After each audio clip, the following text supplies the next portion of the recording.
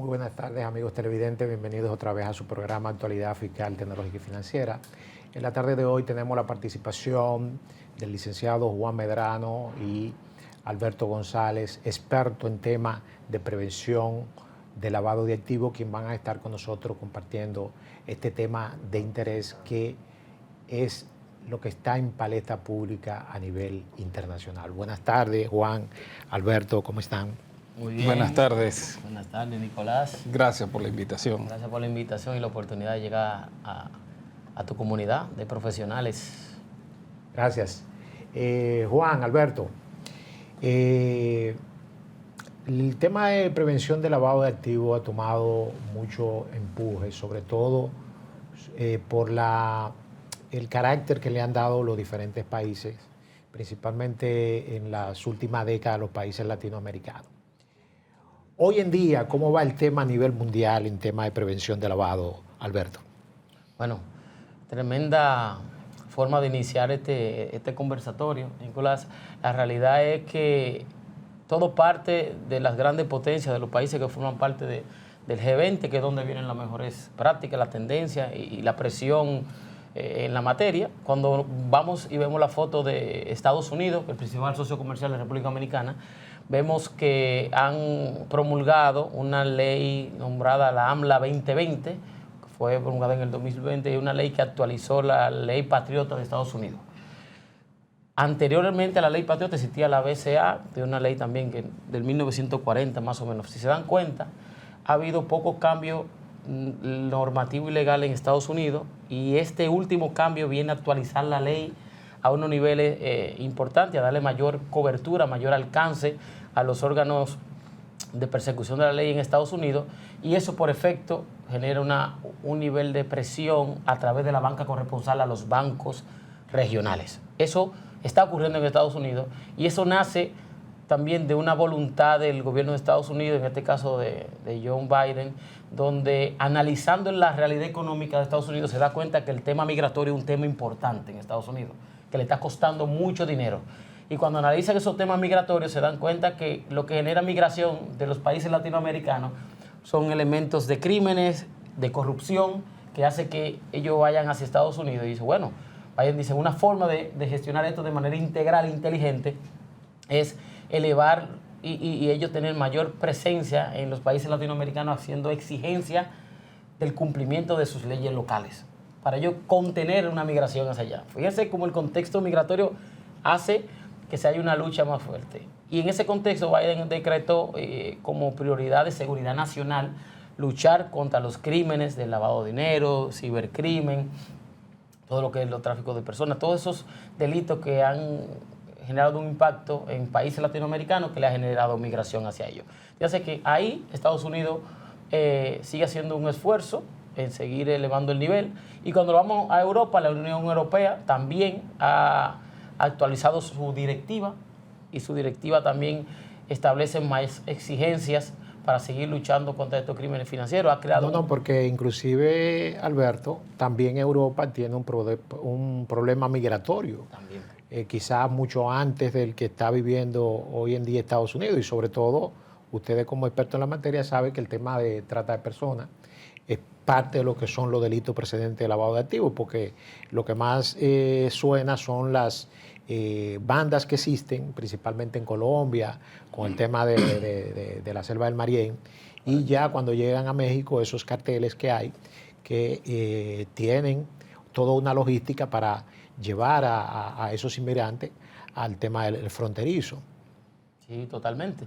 Pero la realidad de eso es que se necesita hacer más, y los países que forman parte del G20 están muy conscientes de que estos crímenes siguen haciendo un impacto importante en las economías de los países latinoamericanos, y eso, al ser una relación comercial tan importante, los países regionales necesitan, para mantener esa relación comercial o para poder recibir apoyo económico del Fondo Monetario Internacional, del Banco Interamericano de Desarrollo, se ven obligados a demostrar los avances que están haciendo para poder acceder a esos capitales, porque de lo contrario se encarece el dinero. Y cuando hablamos de encarecimiento del dinero, terminamos hablando siempre de elementos macroeconómicos, y estamos hablando de un delito económico. Entonces, fíjese que la realidad de gestionar el riesgo de lavado de dinero, lastimosamente por un elemento económico. Todavía no hay un matiz, quizás de una sensibilidad que uno quisiera que sea diferente. La realidad es que son capitales que no pagan impuestos, que generan distorsiones económicas y que los gobiernos se han dado cuenta que terminan generando más impacto negativo que positivo. Juan, hemos visto que Estados Unidos ha tenido algunas situaciones con tema de soborno. Vimos la acusación que le han hecho al senador de New Jersey, el senador Menéndez, y ayer el Congreso de los Estados Unidos destituyó también un congresista por temas relacionados con, diríamos, manejo inadecuado de recursos. ¿Cómo está la ley OFAC respecto a sanciones, con respecto a todos estos temas que se han estado suscitando, no solamente en Estados Unidos, sino con países aliados? Sí, definitivamente el tema de la corrupción, ningún país es inmune al tema de la corrupción, ¿okay? Y sobre todo en Estados Unidos, que ha sido históricamente un país que ha dado lecciones contra temas de corrupción. Vemos cómo dentro, en la misma casa, tienen esos temas que cuando tú lees, tú dices, por ejemplo, el caso de este senador Menéndez, que se le acusa hasta de haberle encontrado lingotes de oro dentro de su casa. Eso lo que da es una demostración que efectivamente no pudiéramos hablar como una descomposición hasta del tema político que es el día a día de países como en Estados Unidos, ¿no? Entonces, yo sí creo que ahí lo que hay un mensaje importante también que, gústenos o no, hay un mensaje de que no hay intocables, ¿no? Y que hay unas leyes y esas leyes, independientemente quien cometa un delito, sabe que en algún momento va a tener que responder por esos delitos, ¿no? Entonces, insisto, es un tema que Estados Unidos no es inmune. Hay temas de corrupción en Estados Unidos, con candidatos presidenciales, con hijos de presidentes, que todo eso se está investigando, ¿no? No, y de hecho, Juan, también ha salido a relucir que algunos congresistas han estado recibiendo dinero para sus campañas y ahora ellos quieren introducir una ley que permita que reciban ese tipo de donaciones sin ningún tipo de consecuencia posterior. Es que yo creo que debe haber como un proceso de transparencia con relación. Para nadie es un secreto que en Estados Unidos en las campañas electorales hay un tema de lobismo, ¿no? Sí. Entonces, yo lo que sí creo es que todo esto va a dar pie a que se limpie ese camino y que se haga más transparente el tema sobre el uso de los recursos, por ejemplo, en las campañas electorales. Me preguntaba sobre el tema de OFAC, ¿okay? Sobre el tema de OFAC, estamos viendo el último caso de Binance, el gigante de criptomonedas, cómo ha sido una de las multas más principales, más importantes en la historia de FinCEN, y desde el punto de vista de OFAC también hubo imposición. Siempre que me toca hablar sobre el tema de las sanciones, le digo a la audiencia, ya los bancos han aprendido muchísimo sobre el tema. Le toca ahora a aquellos actores financieros no bancarios, como por ejemplo plataformas de pago, empresas de criptoactivos, porque entonces estamos viendo que las mayores sanciones, estaba antes una empresa de tabaco en Inglaterra, que había sido multada por $500 millones, ¿okay? Y luego, ahora pasa por encima Binance, que se pone al tope como la empresa con mayor sanción. Entonces, vemos que los bancos han aprendido, vuelvo y repito, la lección, pero le toca a estos actores que no son bancarios, ¿no? Y otro tema, sabemos que las sanciones de OFAC son primarias y secundarias.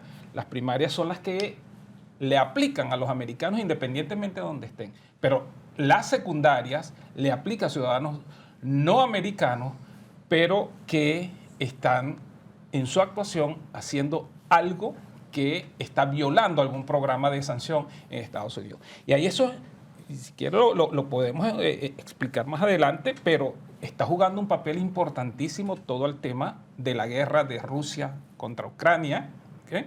Cómo es la utilización de artículos de uso dual, cómo se están utilizando terceros países para que lleguen esos artículos, y el tema del petróleo.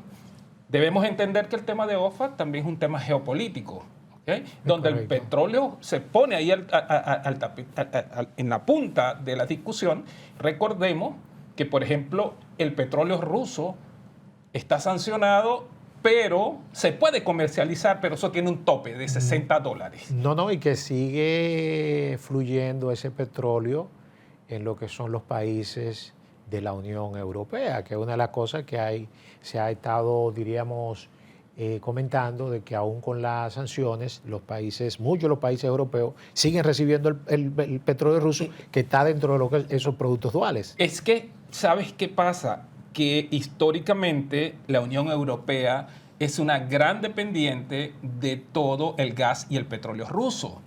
Entonces, es por ello que ha habido mucha sensatez en no bloquear totalmente el petróleo ruso, porque todavía hay esa gran dependencia del petróleo ruso para el resto de los países de la Unión Europea. Y ahí se explica, Juan, Alberto, las informaciones que dan los organismos internacionales de que la economía rusa, aún en la guerra y con las sanciones, ha estado creciendo. Entonces, eso es parte de este tema que hemos estado tratando. Bueno, sí, si quieres le doy la palabra a Alberto, pero el tema de la economía rusa es por los aliados estratégicos que todavía tiene, y por eso es que digo, el tema geopolítico no hay que perderlo de vista. Sus aliados estratégicos, China, Corea del Norte, Irán hoy por hoy tiene una de las fábricas más importantes de dron, que son los que están llegando a Rusia para ser utilizados en la guerra, ¿no? Entonces, ese tema geopolítico, esos aliados estratégicos de Rusia, que Estados Unidos está en esa carrera de ver cómo bloquea todo eso, es lo que ha permitido que Rusia todavía esté allí. Correcto. Alberto, hemos visto que el tema de prevención de lavado en los últimos años ha tomado, diríamos, otro giro, principalmente con el organismo regulador o representante del país ante los organismos internacionales, que es la UAF. Recientemente tuvieron un congreso, el 6º congreso, en el cual tú fuiste parte de ese congreso. ¿Qué tendría que decirnos de ese dinamismo que está teniendo la UAF en los últimos meses? Bueno, primero yo estoy muy orgulloso de la unidad de análisis financiero que hoy tenemos. Tenemos una unidad de análisis financiero de lujo, dirigida por una profesional de alto nivel y de alta sensibilidad y compromiso con el país, nuestra directora Ailín Guzmán. Aquí aprovecho y le envío un saludo. Y la realidad es que en un periodo de un año de esta nueva gestión hemos logrado posicionarnos nuevamente como un país modelo en todo lo que son las acciones y nuevas normativas y nuevos esfuerzos para seguir gestionando un delito tan adverso como es el lavado de dinero. La realidad es que ese congreso, por 6º año consecutivo, reúne a los profesionales del sector financiero y no financiero con una malla curricular altamente interesante, con conferencistas internacionales, expertos en todas las ópticas, de la óptica de investigación, de la prevención, de la judicialización, hablando temas de actualidad, activos virtuales, inteligencia artificial, todo estos temas de la ley de extinción de dominio, todas las mejores prácticas. Tuvimos acá la oportunidad de escucharlo de actores y de protagonistas clave. Y uno de los principales logros que en ese foro fue hecho público fue que República Dominicana pasó a ser presidente pro tempore de GELAVEX, que es el grupo de estudio de lavado de dinero de la OEA. O sea, fíjense cómo nuestro país forma parte y tiene el liderazgo de este grupo de estudios donde salen las prácticas, las tendencias a nivel mundial, y eso nos enorgullece mucho y debemos estar igual de felices por este rol y este desempeño que se ha ido teniendo desde la UAF. Perfecto. En el segundo bloque, Juan, vamos a querer que tú nos expliques en qué consistió el congreso que realizó ACAMS en República Dominicana a mediados de este año. Volvemos en breve.